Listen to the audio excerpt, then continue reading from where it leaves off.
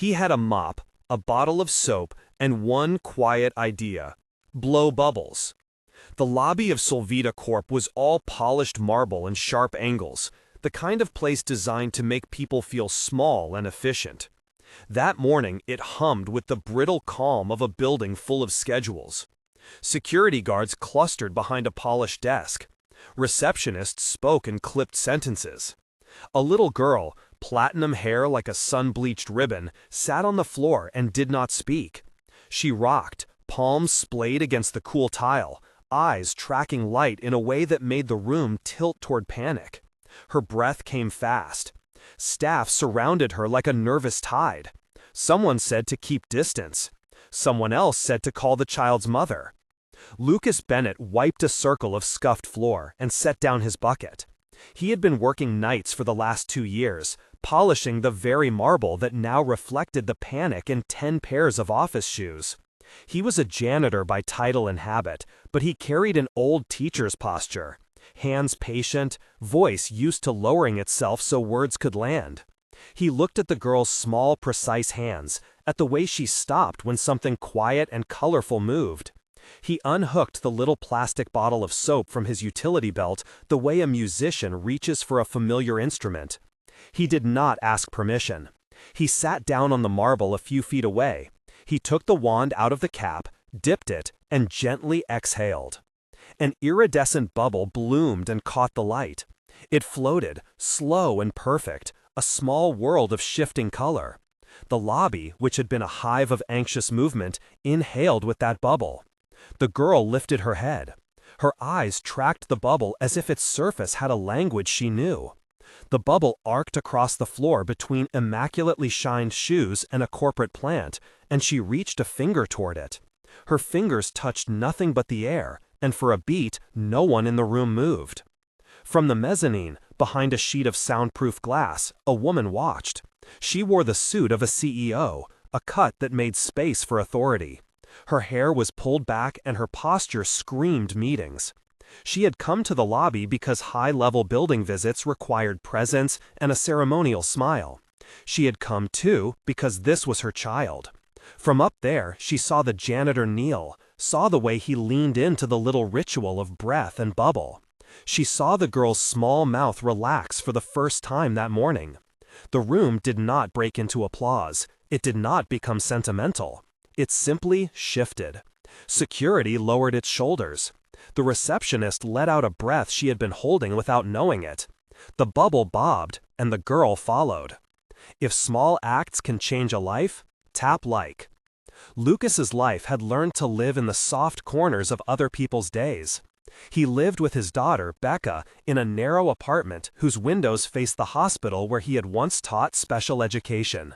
He had spent years in classrooms that smelled of chalk and antiseptic, years learning to watch for the tiny cues that made an enormous difference: a blink, a finger untensed, a look that sought a particular color. He had not been a janitor by choice. He had been one by a kind of necessity. After his wife died, the steady paychecks of night maintenance allowed him to keep the apartment and provide the small constancies his daughter needed. Teaching had been his first language. Sweeping floors had become his second vocabulary. Becca, his daughter, was 9 and every bit his compass. She had inherited her father's hands, long-fingered, used to drawing, and her mother's laugh, which was quick and bright and occasionally made Lucas lose his balance with gratitude. Becca called Lucas Dad the way a son calls morning, without ceremony, with a habit of certainty. At night, she folded the laundry into piles that smelled like lavender, and lined up small toy animals on the bookshelf in the order of their imagined migration routes. She was gentle with strangers and fierce with injustice. When Lucas came home tired, she would make him a cup of tea and leave it steaming on the kitchen counter. They had routines that held them, and within those routines, Lucas's teacher's eye remained active. He watched for small signals: how Becca's shoulders relaxed when certain songs played, which colors made their cat, Miso, rub against her legs. Ava, the girl in the lobby, was a different kind of map. She did not speak the way many children did. She had patterns of responding, to texture, to color, to quiet. The family's pediatric notes called it sensory needs, sometimes mild sensory processing disorder. But Lucas found those labels insufficient. They said things in a way that felt like instructions and not like the truth. The truth for him was in the way Ava's eyes followed a blue scarf like it was a shore. The truth was that she would sometimes latch on to a small ritual and calm as if pebbles had been placed in a stormy stream. Camille watched the bubble until it popped. She had been watching, really watching, in the way a CEO watches an acquisition, measuring, cataloging, assessing. She had bought silence for her child, lessons, specialists, carefully curated therapies scheduled between board meetings. She had trusted expertise the way a pilot trusts instruments. She had also, in the ways only a parent does, been afraid of being judged. From her vantage, she saw Lucas without seeing his face's weather. She saw his hands, and they told a story she did not know yet. They had been made to hold with patience. After the bubble, people drifted back into routines, like careful swimmers returning to shore. The girl, now calm, let Lucas slide his hands away and return the bubble wand to the cap. He smiled at no one in particular. He had not planned a show. He had planned to see someone simply not melt apart in front of fluorescent lights. That was enough for him.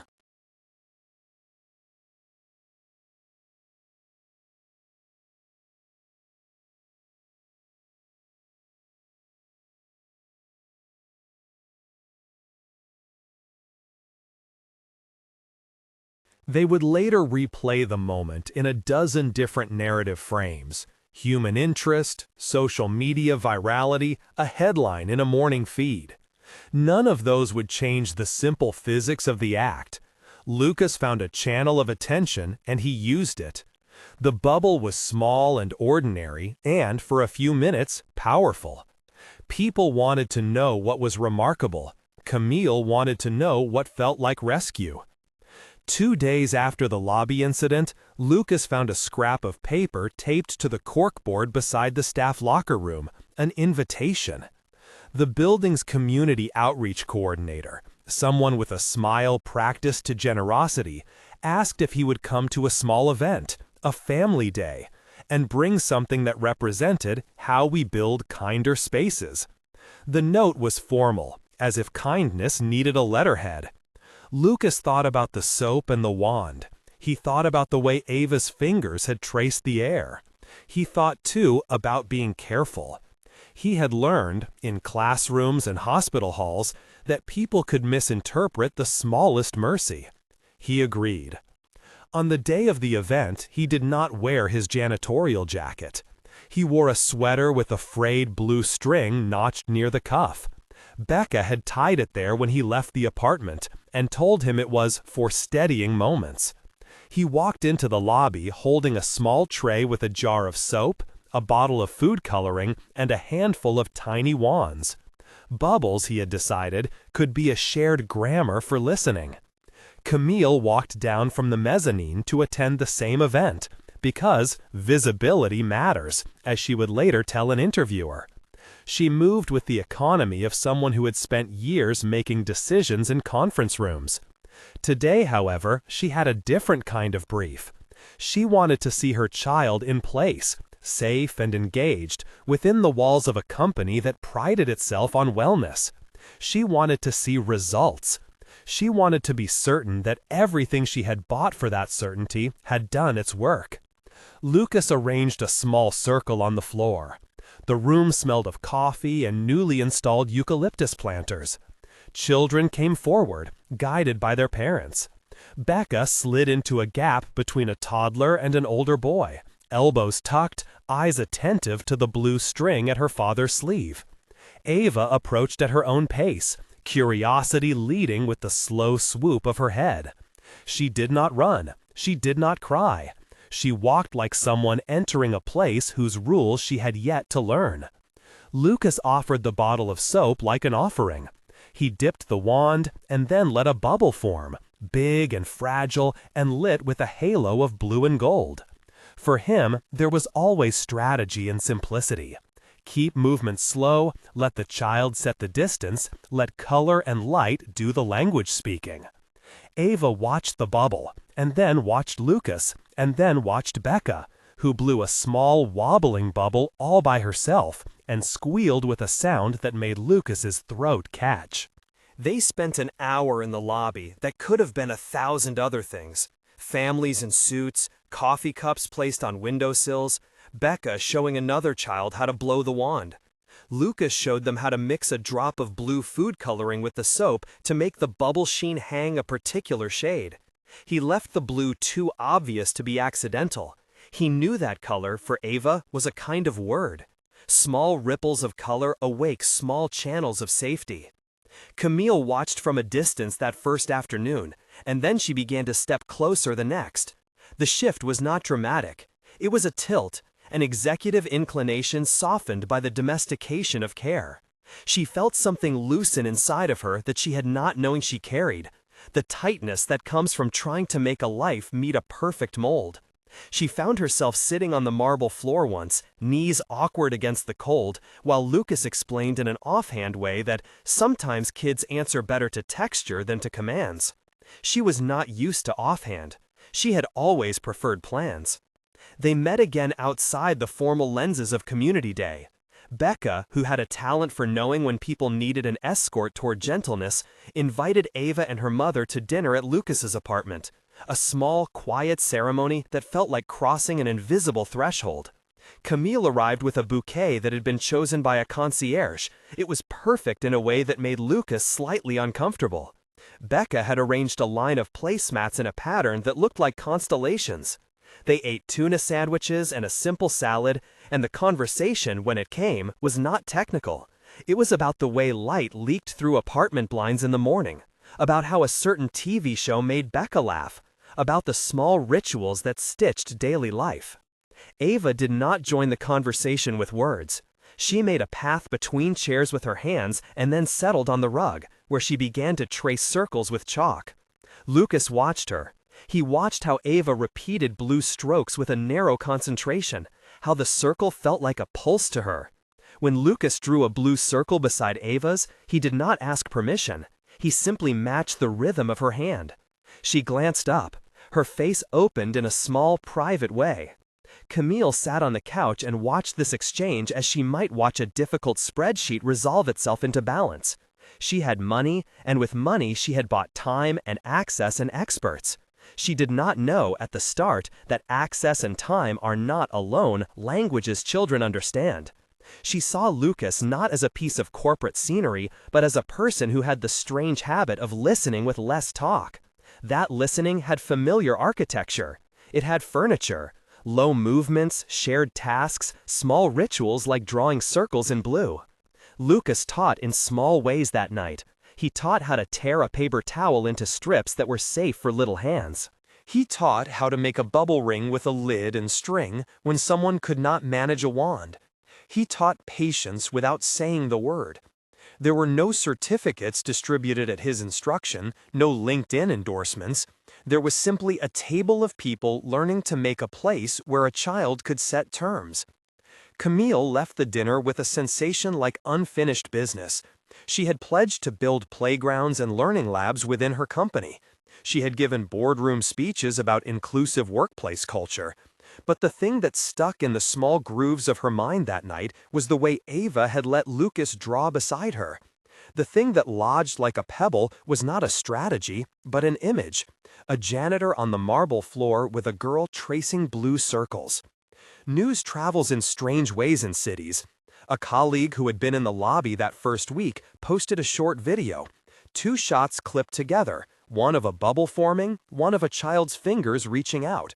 The clip had no soundtrack, only the soft ambient sound of footsteps. It slipped into feeds on phones. People watched. People pushed it toward their friends with captions like, "This is how we remember to be human." The clip was tender, and it found an audience that liked tenderness, because tenderness was scarce. The attention was small at first. It grew. A morning show reached out for an interview. An opinion column wrote about tech companies that humanize. Camille was cautious. She was not naive about publicity. She had spent a career shaping narratives. For the first time in a long time, however, someone else had written a version of her family life that she did not approve or manage. That immediate feeling, both protective and oddly grateful, pushed her into logistic action. She set meetings, she asked the PR team to handle responses, she set boundaries. She wanted to control the script. Lucas noticed attention too. People came with phones asking for his name. A few kind clients left small notes on his locker. He felt the way an old teacher feels when former students begin to show up at reunions with careers and families, a muted pride and a slightly embarrassed discomfort. He had never wanted to be a story. He had wanted a child to breathe easier in a fluorescent lobby. For a while, the world held its breath and smiled. The bubble had done its social work. It had become an emblem for something tender. But tenderness in the public square often invites a counterbalance. Headlines require drama. PR requires control. The idea that a janitor could soothe a client's child with a bubble did not fit easily into institutional narratives that sought predictable outcomes and clear liability ladders. Camille, mindful of reputational risk, called a meeting with her communications director and her legal counsel.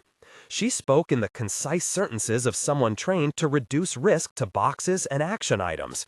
She did not fight to banish the warmth she felt at home. She wanted a plan that would keep her child protected and the company posture intact. The team proposed a soft statement about the event, a line about encouraging inclusive programming, and a suggestion, perhaps for liability reasons, they should limit who supervised children's activities on company property. It was tone-polished and careful. It read like a press release more than like a parent's prayer. Lucas, meanwhile, came to work as if each shift was a permission to be present. He kept to his routines. Check the boilers, sweep the stairwells, fold the small, comfort-giving blanket he had made for Becca in the staff locker when it was cold. He thought often of his own lost wife, in a way that had the quiet geometry of memory.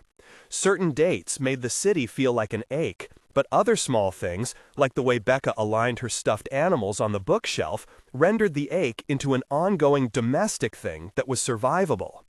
He liked the bubble moment because it had not been heroic. It had been an act of necessary attentiveness. There were small, tender moments he collected like pebbles. He taught Becca how to make soap bubbles with a straw and a puddle of dish soap on a plate. They took over a bench at the park and watched them drift away like little mistake-colored planets. He would show Becca how to make a chart of blue things in their apartment. Becca dutifully cataloged the blue mug, the blue stop sign in a neighbor's yard, the faded blue shoelace Lucas liked to wear on long shifts. Becca called the list their safety map. It was childish and precise and fixed them like stitches. As Lucas navigated the slow appreciation of strangers, he also navigated the friction of a workplace that was not his by pedigree. He knew, from the years in special education, that trust arrives slowly. It is never something trained on. It is shaped by repeated, predictable presence. It is not loud. It is the kind of thing a janitor might understand better than a CEO, because janitors, like teachers, witness small, repeated events and learn the grammar of gradual change. Camille, from time to time, would come to the staff coffee station where Lucas paused between rooms. She would ask about bubble recipes or about why certain colors seemed to affect Ava. He would answer without metaphor, with an ex-teacher's economy. "Colors are a word," he said once, fingers tapping a chipped mug. "Some kids will only answer to blue because it's what they know as calm. Not every child, not always, but when it lands, it's a language." She took to calling him by his name. It felt strange, giving someone their name for the first time in those particular hours. The name was not a title, and that fact altered how she listened.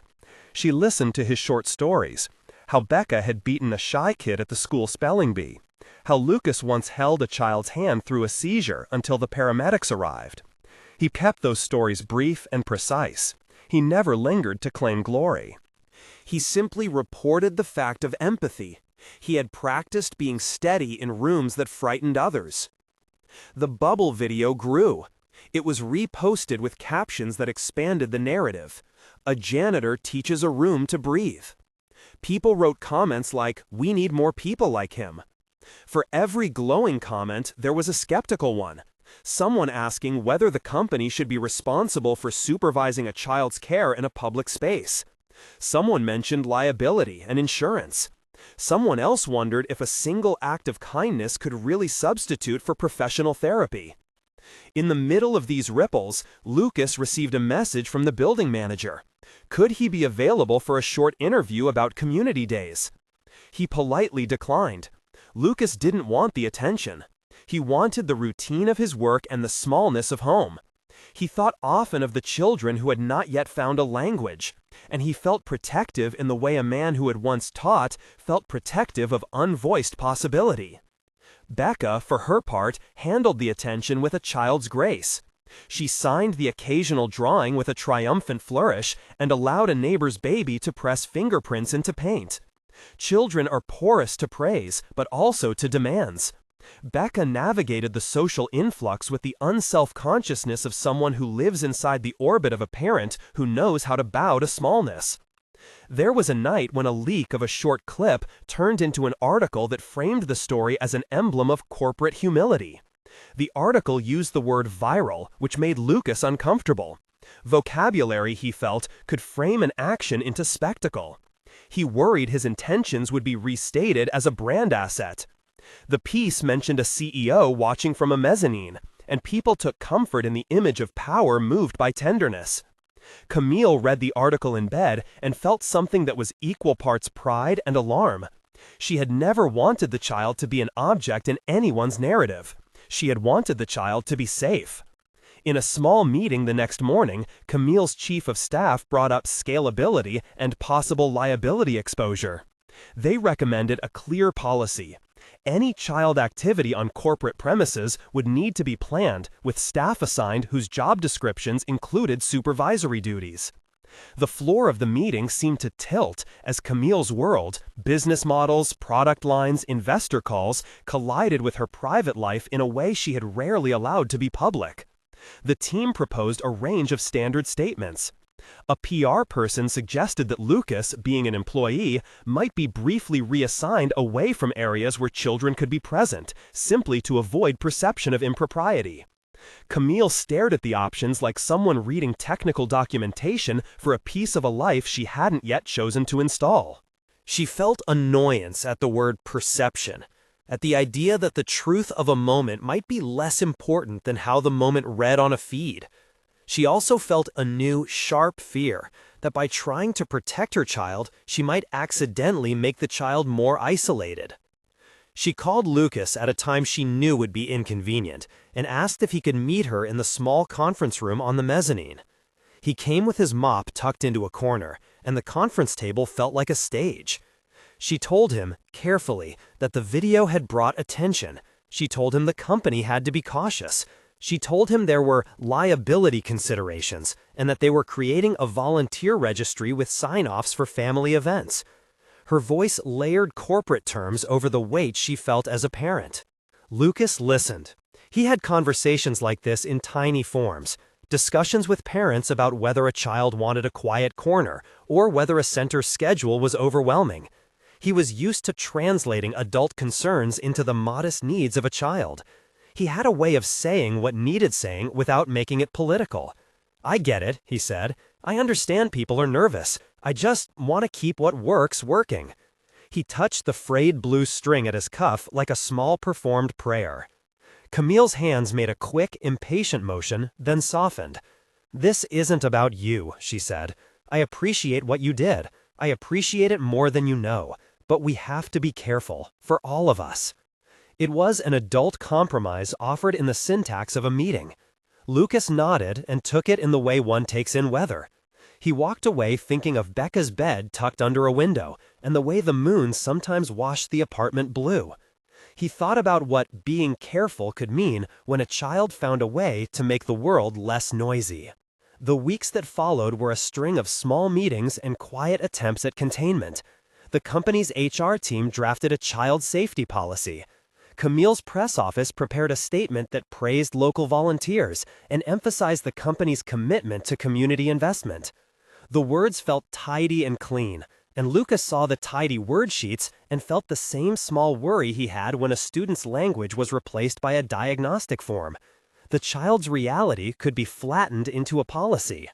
Meanwhile, inside the small orbit of domestic life, Ava continued to show up in ways that were unaccountably fragile and strong. She would come to Lucas's events and spend long minutes with blue chalk tucked under her fingernails. She would sometimes refuse a snack and make a precise series of small circles with her foot. She would, in quiet bursts, wave a ribbon and watch it settle as if it were an offering. Those rituals were not outcomes of therapy. They were languages she had learned to trust. For Lucas, there was a growing conviction that presence mattered more than posture.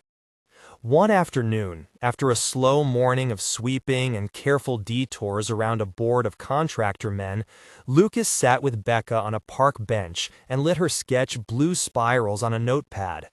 Becca gave him a sideways look. "Mom's going to put that painting in a brochure," she said, half joking, half skeptical. Lucas smiled and told her he would be happy as long as it did some good.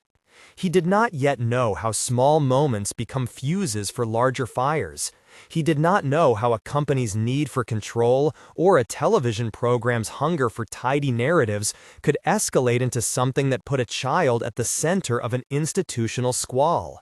But he knew this. In rooms with fluorescent light and polished marble, little rituals often did what big plans could not. Bubbles were a tool and a prayer. Blue was a word. Presence was the slow architecture of belonging. The first significant crack in the calm did not come suddenly.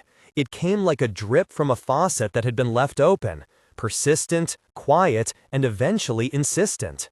A short local blog with an appetite for a moral angle ran a piece that recast the lobby video as corporate negligence turned human interest. The headline asked a question. Had the company's security protocols failed a child? A few other outlets picked up the thread and added phrases like awkward oversight and questionable supervision. The tone was not malicious, it was hungry for a narrative with a villain or a hero.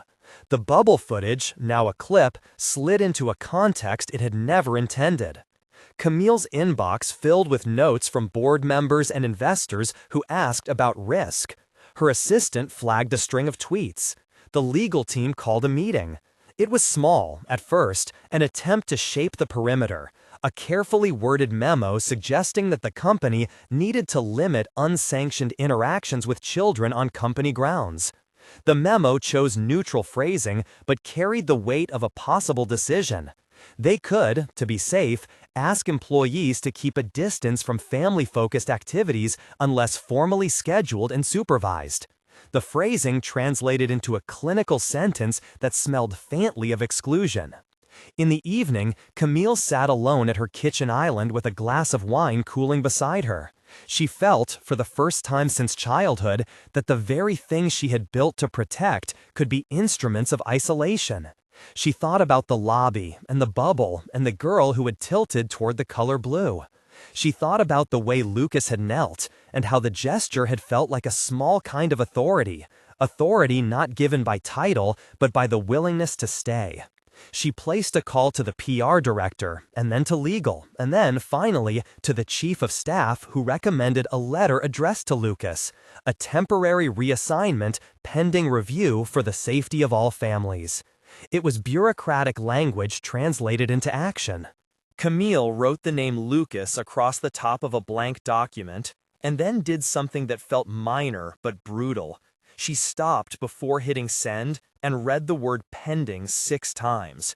She felt the word as if it were a stone. Camille wanted 2 things at once: to protect her child and to ensure that the company, as a public institution, would not be vulnerable to ridicule or misinterpretation. Those priorities, when placed side by side, created pressure points. She imagined the heat of a press cycle. She imagined a family's life being reframed as a corporate liability. She tried to reconcile how a bubble could be both a balm and a risk. She did not press send that night. Instead, she walked to the window and watched the city lights, small and numerous, blink into rhythm. For a long while she did not move. She thought of policy as a kind of armor, and wondered whether armor occasionally became a cage. At the same time, Lucas blanketed his evening with quiet work. He folded towels, tuned radiators, and repaired a loose hinge on the community room door. He kept the small rituals that had taught him to live inside grief, naming the things he was grateful for at night, checking Becca's homework, coaxing a tea mug warm enough for her hands. He did not want to be part of headlines. He wanted to be able to go to work without his kindness being reframed as spectacle. The morning the letter arrived, it bore the company's letterhead and the civil courtesy of corporate decisions. Temporary reassignment, it said, in a tone that was meant to be procedural. It was short, with no accusation but no warmth. Lucas read it in the stairwell like someone reading a weather report about the future. He thought of the little blue circle Ava had drawn. He thought of Becca waiting for him to make dinner that night. He folded the paper and put it in his back pocket. He did not panic in the stairwell. He had been a teacher for long enough to know that small bureaucratic impositions sometimes came and went, like the seasons. He also felt something hollow in his chest, a quality of being a thing seen and then set aside. He knew Becca would be upset, though he could not yet predict how. He knew, too, that Ava might not understand why the bubble maker suddenly stopped showing up. Across town, Camille placed a call that carried the quiet weight of a person attempting to do the right thing under the pressure of multiple contradictory obligations. She had a list of bullet points prepared: liability, policy, safety, and a smaller, more private list: protect the child, do not make the moment into a spectacle. The lists did not agree entirely.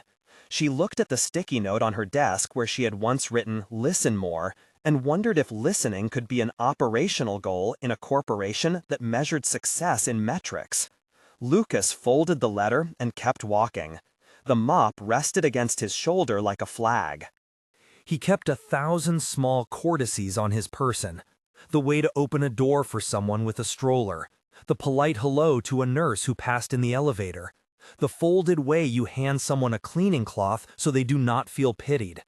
The world asked him to be many things at once, and he was, like most people, a practical composite, part caregiver, part laborer, part memory keeper. He went home that night and made tuna sandwiches. Becca set out a placemat and asked about the day. Lucas hesitated, then told her the letter was a formality. He did not tell her the way his stomach felt like a small boat in rough seas. Becca, who had watched her father keep 1,000 small promises, listened and then said, simply, "We'll keep making bubbles in the park." Outside their apartment, the city did its habitual work. People passed, buses hissed, lights flared and dimmed. Inside, a child traced blue circles with chalk and did not know yet the shape of the ripple that would come when adults rearranged the terms of presence. The list of actors who would soon step into the story, journalists, legal counsel, a man named Gregory who had legal interest in the case, had not yet arrived at the small table where Becca drew constellations. For now, there was only a bowl of soup cooling and the comfortable domestic fact of a routine respected. Lucas kissed Becca's forehead and went to lay out the blanket Becca kept for him in the locker. He drifted to sleep with the sound of low traffic and the faint memory of a bubble popping, a tiny punctuation in the air. The city continued, and the bubble clip found new frames to rest in. It would not stay small for long. The next morning, tenants found a short note on their communal bulletin board announcing an update on family programming and asking employees to refrain from unscheduled activities with children on premises. The note was carefully neutral. It had the polite, antiseptic tone of something written to avoid offense. People folded it like a map and tried to read their lives from it. Lucas read it on the way to the bus stop. He felt less like a man who had been let go and more like someone who had been reclassified. He held the bus pole and watched other hands grip theirs. A small boy in a backpack hummed a tune. The city fed its ordinary counterpoints to his private worry. Coffee shops filled, someone jogged by with earbuds, a woman in a red coat laughed at a text on her phone. The ripple of decisions thus far had been made under the assumption that good intentions are protected by procedure. But procedure can be an instrument of distance. Lucas thought of each time he had created a soft space for a child, each time he had knelt, each time he had matched a breath. He thought, too, of Becca's blue list, pinned to the refrigerator with a magnet shaped like a fox. He walked past the lobby and paused in the doorway. The marble was the same, the light filtered the same. A security guard looked up and nodded. The tiny blue world he had conjured before felt, at that moment, like a small, defiant act against the machinery of protocol. He moved on. Not far from the lobby, Camille looked at her phone and read an anonymous message. "We have a press inquiry." Her calendar filled like a storm cloud. She felt the helpful people in her life, PR, legal, staff, lean in with rehearsed phrases. The intention was to protect. The effect often felt to her like the erasure of the small human detail at the center of the story. She opened her inbox and found notes from a variety of stakeholders asking for clarity. She took a breath and tried to decide which part of the life to protect with armor and which part needed tending like a plant. Some things, she knew, required a gentle hand more than a policy. Other things required policy exactly because the world would misread tenderness as impropriety. The balance felt impossible, and in that impossibility, she sat down alone and looked at the city beyond her window as if it were a set of moving pieces in a game that did not yet have rules. Lucas, for all his small acts of quiet resistance, had a practical life to tend. He cleaned hospital rooms sometimes, he patched a window frame as though it were a small moral obligation, he switched out light bulbs with the precision of someone who does work for the sheer, stubborn pleasure of making things functional.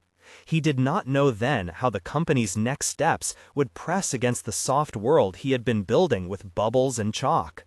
He was, in this phase of the story, the quiet center of a narrative that had not yet polarized.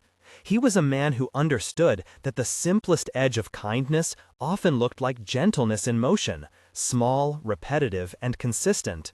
He was not the hero of a campaign. He was a parent, a teacher by temperament, a janitor by trade. He was the kind of human being who believed that sometimes the right thing to do was blow a bubble. The bubble, of course, would pop again. The city had its ordinary business to attend to, the company had its shareholders to answer. The next steps would be a cascade of practical texts and their small, real consequences. For now, the bubble hung in the air like a question. That night, Camille cleaned off her kitchen counter and picked up the envelope she had drafted but not sent. She moved from the window to the table and placed a small blue sketch, Ava's blue circle, captured in a photo, next to the envelope. The juxtaposition felt absurd, a child's delicate drawing beside the cold formality of corporate language. She slid the photo into a drawer and closed it without speaking. Lucas sat across town, on a bench by the river, and let a breeze find the edges of his coat. He rolled the temporary reassignment letter in his pocket like a pebble. He thought of Becca's sketching hand and of the way Ava's finger had drawn circles in the dust. He laced his fingers together and hummed a tune Becca liked. The world, for the moment, offered small contrarieties. A man with a mop, a CEO with a briefcase, a child who found language in color. Outside, the city lights blinked. Inside, small rituals continued. People would have to choose, soon, which stories they wanted to let grow, and which they wanted to contain. The bubble had been a start. Whether it would be a symbol or a scandal depended on the next acts of the adults gathered around it. The bubble had been a start. What came next looked like a weather system, small, predictable shifts that gathered into a front no one had quite expected. When Lucas stopped appearing in the lobby, the house where Ava lived shifted in ways that made no sense to spreadsheets. She began to wake with her hands curled as if holding an invisible object. She refused the stroller, the way she refused other small changes, by stiffening, by withdrawing into a careful, private place. At dinner, she scraped food in a precise line instead of eating. At night, she traced circles against a pillow until the fabric was smudged with the same blue she favored in chalk. Camille watched these changes like someone reading a map where the legend had been removed. She had approved the reassignment because the company needed to look as if it were following process. She had signed memos because she felt the pressure of people who couldn't see what she had seen on that marble floor. How a man who was not a therapist could nonetheless lower a room's tension with a single, ordinary object. But now policy had consequences. Ava's small rituals were not the kinds of things a corporate memo could safeguard. There was no melodrama at first. It was domestic. A bowl of untouched cereal, a favorite ribbon left on the windowsill, a quietness that made a house sound larger. Then the nights lengthened into thin surprise awakenings, the kind that leave parents moving like sailors in the dark. Camille found herself turning away from meetings to answer the same question. How is she? She could not answer with a spreadsheet. She answered with a photo of a drawing that looked like a pebble of blue, like someone had drawn a tiny shore. On the third day of Lucas's absence, Ava took a step back she could not negotiate alone. She had a violent moment in the kitchen, small enough for the word to be clinical, large enough to leave her whole body trembling and the house with a silence that felt like a held breath. Becca, who had come to visit and to deliver a plate of things she thought might tempt a picky appetite, sat stunned on the couch and watched Camille move without a plan book. The emergency line was called. A neighbor came over with a blanket. Someone texted Lucas and got no immediate reply, because he had been reassigned and his shifts had been changed. By the time he read the message, he found Camille on his doorstep, shoes in the hallway, eyes raw. That night, for the first time since the lobby, Camille did not think like a CEO. She thought like a parent. She had a list in her head she had not meant to carry into the boardroom. Stay near, stop adversarial thinking, prioritize the child's rhythms. She had a second, quieter list too. Admit you were wrong. She had not yet typed the word suspend when she stood at Lucas's door and rang the bell. The sight of Camille on his stoop was a small affidavit of humility. She had left her coat in a tidy heap and carried nothing that resembled an agenda. Lucas opened the door, and for a moment it felt like the house had held its breath, as if the place between two people could be a room itself. "I need your help," she said, without corporate cadence, the sentence loose and trembling. "Ava isn't doing well."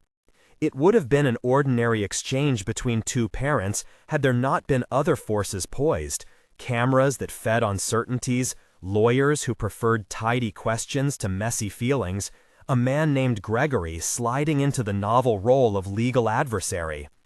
Gregory filed the suit with the calm directness of someone whose life specialized in order. He argued that custody should be reconsidered because stability required formal, measurable structures, and because the presence of a non-biological caretaker, especially one temporarily reassigned, raised questions. The legal papers arrived with the civility of technocratic language. "Petition for custody review," it said, and beneath the title, the machinery of the court began to warm. Camille's lawyers counseled against rash public statements. The PR team suggested a posture of measured privacy. The firm scheduled a hearing within weeks. Lucas, who had been used to the hard permission of being small in a big institution, sat and listened when Camille asked him to come back. He had the private, teacher's sense of what children needed. Not a program, not a headline, but a person who would stay. He agreed, quietly. He returned to the lobby under an arrangement of supervised volunteer time, tempered by sign-in sheets and release forms that felt to him like layers added between a child and a mouth that wanted to speak. He learned how policy could sound like protection and act like a wall. In the days before the court date, the family made small rituals to hold them steady. Lucas and Becca found a way to leave a painted stone by the front door each morning, simple blue pebbles that they called hello stones. They imagined the stones would be a private compass of safety. Camille, who watched the ritual from a distance, began to carry a small bracelet with a blue bead. It did not change the memos, but it did change the way she paused at the doorway. The courtroom was a room of low tension stretched taut by expectation. It was not theatrical in the way movies stage trials, it was bureaucratic and quietly burdened. A judge sat with the patience of someone tasked with reading lives through paper and testimony. A court reporter typed the room's small noises into a steady clatter. Gregory made his argument lean and efficient, a petition framed around the need to award custody to the biological parent who could document the structures necessary for long-term care. He did not vilify Lucas, he questioned his stability in the language of logistics.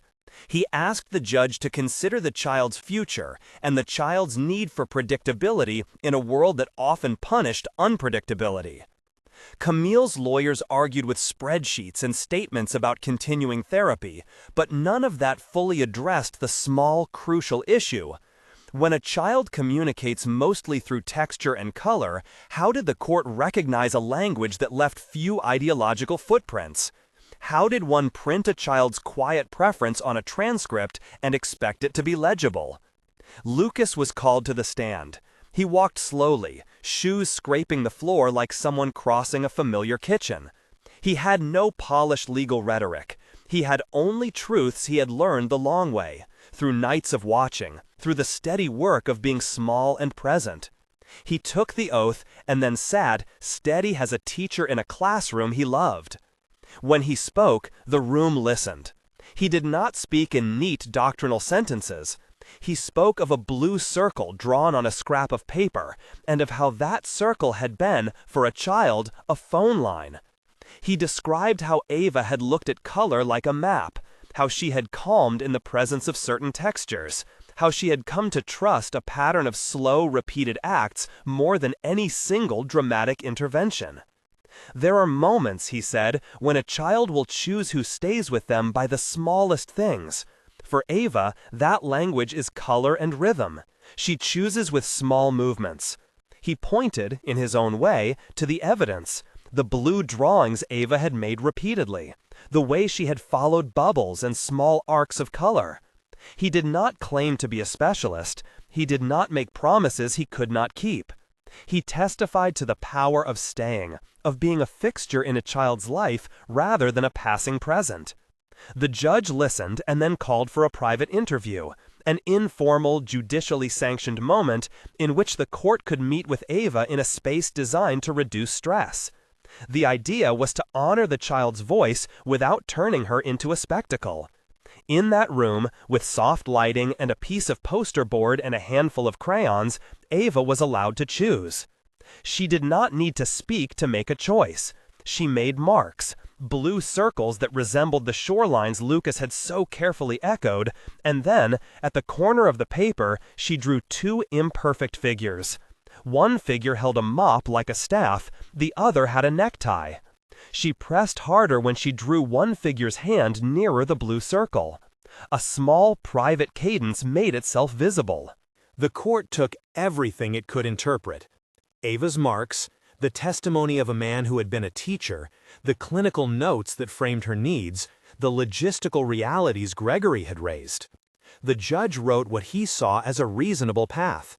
He awarded primary custody to Camille because she could provide the formal structure the court preferred, while stipulating a schedule that honored consistent presence from Lucas and guaranteeing that caregiving decisions would be guided by what the child clearly demonstrated she needed. The decision read like a compromise, legal language that translated lived, messy needs into enforceable terms. Outside the courthouse, people filed into a small courtyard and tried to make sense of the decision. Some wrote op-eds arguing that the law still failed to account for nonverbal communication. Others praised the compromise as protective. The media did what media does. It reframed nuance as a headline, and, for a moment, what had been a private family matter became a subject of public moral sorting. For Lucas, the decision brought relief and a warning. He was relieved that the court had recognized the child's right to be heard in the way she could be heard. He was warned that institutions would always prefer clarity and might always be tempted to reduce a child's languages into the metrics they understood. Camille, after the courthouse, paused in the dark of her car and let tears come because for once they were not tied to a presentation she had to give. She sat there and remembered the first bubble in the marble lobby and the way it had shifted the architecture of her own fear. She felt the weight of a choice she had made originally out of compliance and later out of love. The two reasons did not negate each other. They simply existed simultaneously in the honest, uncomfortable way that adult lives often do. They moved forward into something neither had planned to build, not only a custody schedule, but a place, an idea that became a project where children could be invited to lead. The concept began in one of Camille's late-night whiteboard sessions, an admission scribbled between investor calls and dinner reservations. What if the company built a space that would not be clinical, that would not try to fix children, but would exist as a place for children to choose their languages? She called it aloud one evening to Lucas, who was rinsing paintbrushes in a bowl. Solvita room, she said, testing the word in the air. A space for solo vitality? A place where kids can be. It came out clumsy and earnest. Lucas smiled and nodded, thinking in fragments that had the rhythm of a teacher's plan. A low-light corner for textures, an art wall, a bubble station, a garden with touchable plants. Becca suggested a little library with oversized picture books. Ava, as if giving a final seal of approval, drew another blue circle on a napkin and slid it to Lucas. He slipped it into his pocket like a vow. They designed the room together with a small team that included parents, teachers, and children. They rented a modest space adjacent to the company's wellness center and filled it with the things professionals often forgot. Half a dozen crinkly blankets, swaths of soft blue fabric, paints of a limited palette so choices would be less overwhelming, a low table with jars of mixed bubbles where children could dip and blow if they wanted, and a garden bed with plants that invited touch. There were no clinical chairs, no clipboards on stands. Volunteers were trained not to intervene unless invited. The room's rules were simple: invite, offer, and then wait. Solvita Room was made to be non-clinical by design. It was meant to be a child-led place where sensory needs were honored and communication could be had in the languages children preferred. It did not replace therapists. It did something else. It created a place where presence mattered more than diagnosis. The opening was small and almost private. Families, company staff, and neighbors came with blue tokens tied around their wrists. The room hummed with a soft attention. Children wandered from corner to corner and chose what to touch. One child tested the leaves of the sensory garden. Another dipped a wand into a shallow dish and carefully blew a string of tiny bubbles that caught the overhead light like suspended jewels. Ava moved through the room with a familiarity that suggested repetition, and when she reached for a jar of blue paint on the art wall, she did so with the authority of someone signing her name. The Solvita room took on a life of its own slowly, the way small community things do. Word spread not through headlines, but through parents exchanging the names of places that honored the small languages of their children.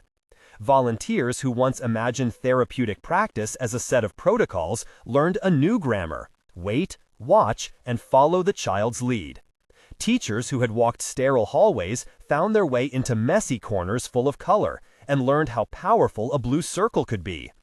Lucas taught a weekly color session where he and the children mixed shades and created compositions. He insisted on a ritual. Before any paint touched paper, everyone would dip a finger in water and touch the table to clean the noise, a small, odd practice that gave structure without speaking too loudly.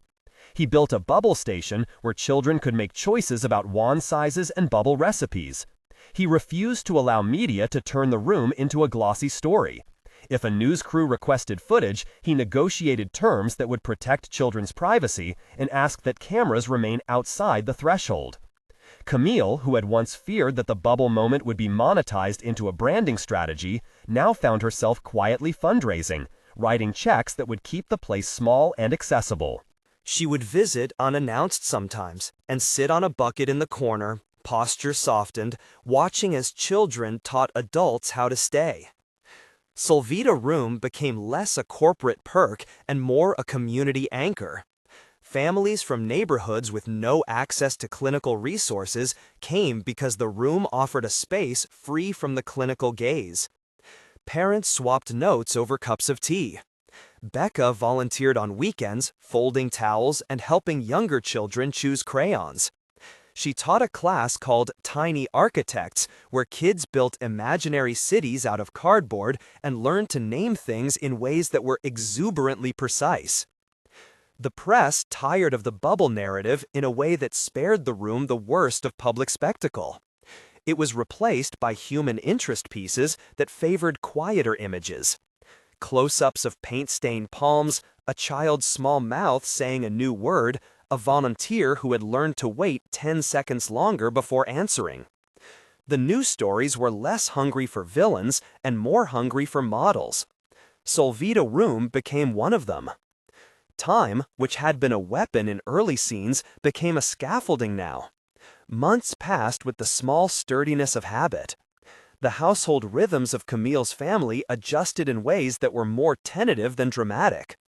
Camille rearranged aspects of her workday to be home for certain rituals, a bedtime story, a Wednesday blue hour when Ava and Becca played with translucent scarves at dusk. She learned that visibility did not have to mean unveiling private hardships. It could mean showing that making space for difference sometimes requires work from people who had not learned that practice before. There were moments of small learning. Camille dropped a legal phrase into conversation about the room once and then immediately apologized. "I still think in terms of process," she said with a laugh that had salt in it. She learned to own both her corporate self and her parent self without pretending the two were identical. Lucas learned that institutions could be leveraged for small good if handled with care. He also learned to insist on boundaries that protected children from performative exposure. A turning point arrived quietly one spring afternoon, when Ava drew two figures on a large sheet of paper in Solvita Room. One was larger, one was smaller. Both were circled by blue. Then, in a small flourish, Ava drew a short line between the figures and, with a pressured pencil, a little loop that could be read as a word. It was not clear speech in the way adults expect. It was a sound, a soft exhale that might have been ma or muh. Camille watched as the sound met the air and did not move away from it. The moment did not settle the argument about therapy or medical trajectories. It settled something different, a private family relation where a small sound could be taken like a letter and kept carefully. They did not rehearse language at the Solvita Room like they were coaching a performance. They received what came and responded in ways that honored the child's choice. When Ava let a small sound slip out while drawing a blue line beside Camille's hand, Camille cried once in a stairwell and then came back and asked if she could draw with Ava. Ava slid a crayon across the table and offered it. Camille drew a big, crooked arc and then a smaller one.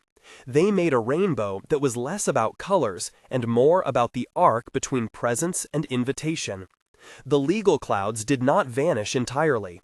Gregory's presence receded into a background hum as the child's life consolidated into more predictable rhythms. He continued to seek a larger legal role in certain group decisions, and there were meetings where the family mediated uncomfortable practicalities. But once Solvita Room was functioning, and once the child had a steady hand to reach for, the courtroom's gravity diminished as an immediate force. The family had created a structure where presence was prioritized in daily life before it was interpreted in legal records. Solvita Room inspired other small projects: an after-school studio where children could paint with limited palettes, a community garden where plants were labeled with tactile markers, an advisory board that included parents, educators, and kids. Each project carried the same ethic: do less, listen more, design for the child's terms. The work was not perfect. There were setbacks. There were nights when Ava refused to sleep through, and mornings when Camille found herself drafting a policy response at 2 in the morning despite the obvious conflict of interest. There were moments when well-meaning volunteers pushed activities that were too bright, and Lucas had to step in with a gentle, teacherly correction. We give them choices. we don't choose for them. The story that had begun in a polished lobby soon threaded into the city's quieter fabrics. Lucas taught workshops for new volunteers.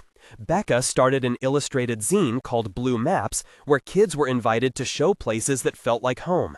Travelers from other cities came to see the room and came away with small, replicable ideas. Solvita Room stayed intentional about keeping doors open to families who couldn't pay. Months later, one soft afternoon, the four of them, Lucas, Becca, Camille, and Ava, sat at a low table in the room with paints.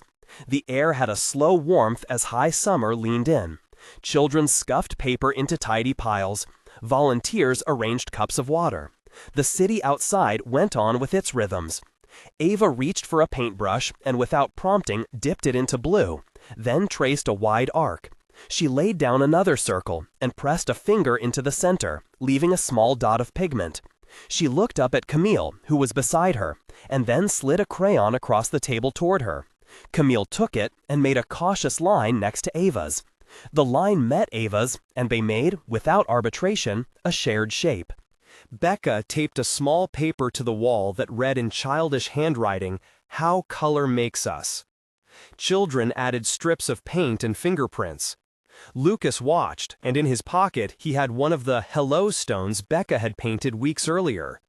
He had thought of throwing it away once when the case started. He had kept it. Tonight, he placed it on the table near Ava's paint pot and smiled. There were small, ordinary healing details that did not make the papers. Camille learning to let a meal be imperfect because a child preferred Cheerios to the elaborate salad she had intended. Lucas buying a different brand of soap because one formula made a child cough. A neighbor who donated soft curtains to the room because they muffled a hallway noise that startled some kids. Each small act added a stitch to a larger garment that would hold a family.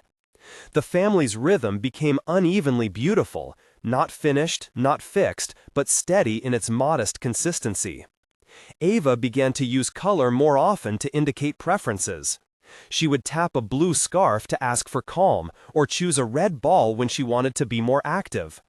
She did not suddenly speak in fluent loops. She offered small sounds and, sometimes, a word that the family and volunteers collected like postcards. One evening, as late light poured across the Solvita room floor and a breeze moved the curtains, Ava picked up a crayon and wrote, in the slow, patient way she used to make marks, a sequence of small lines. Then she pointed to the larger figure on the paper and, with a breath, made a small sound that could be rendered as "Mom." It was not a performance, it was a private gesture taken seriously by the people who loved her. Camille closed her eyes and let the sound settle inside her like a raindrop finding a dry patch of soil. They did not make a spectacle of it, they held it quietly, like a new instrument to learn. Solvita Room continued to open its doors to kids and families, and the city noticed, not because of a video, but because parents told parents. The room's modest success did not erase the deeper debates about care and public policy. But one small, localized truth remained. When adults learned to slow and listen, children found ways to speak that did not always need a medical rubric to be meaningful. The final image the family kept returning to was simple and stubborn, a rainbow painted by many hands across a large canvas at the far wall of Solvita Room. It had been the product of several sessions, multiple children, multiple intentions, many blues. They hung it not as a final monument, but as a working map. Children were invited to pen their own marks onto the rainbow when they wanted to chart a small victory or mark a boundary. The rainbow came to represent an ethic more than an outcome.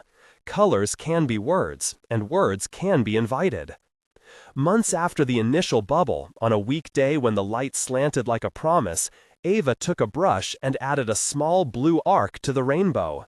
She looked up at Camille and, with the softest sound that might have said "Mom," or might not yet have been a word at all, reached across the table and offered a crayon. Camille took the crayon, and together they painted a little bridge between two arcs. The bridge wasn't about legal arrangements or corporate policies, it was about daily presence, about showing up, about offering a hand, and about learning the languages a child chose. Outside Solvita room, the city continued in its patterns. Meetings arranged, trains delayed, coffee cups forgotten on desks. Inside, in a small room that smelled faintly of paint and soap, a man who had once been a teacher and become a janitor, a little girl with a blue motif she favored, a bright-eyed daughter who volunteered, and a mother who had once commanded boardrooms all learned the craft of waiting and listening. If the original lobby moment had been a visual small enough to fit in a clip, the arc that followed proved longer and messier and truer. The janitor who had blown a bubble did not become a myth. He became a neighbor and teacher and co-founder of a place where children learned that color could be a way to be known. The CEO who had watched from the mezzanine did not retire from intellect or responsibility. She learned, in the slow way adults sometimes do, that institutions can and should make space for languages they do not immediately recognize. The story did not end with a miraculous full recovery or a tidy moral. It closed instead with a practical human tableau. A room with a painted rainbow, a table with 2 mugs, one with a frayed blue string tied around it, and a little girl who offered, in her way, a word that mattered. They learned to measure success differently, not by the headlines they could generate, but by the number of days a child slept more peacefully, by the frequency a hand reached for a crayon instead of trembling, by the number of days a parent could, without fear, answer, "She is doing okay." If you felt moved by this story, tell us in the comments, what color feels like home to you? Share this with someone who believes small acts can matter, and subscribe for more stories about people who make room by simply staying.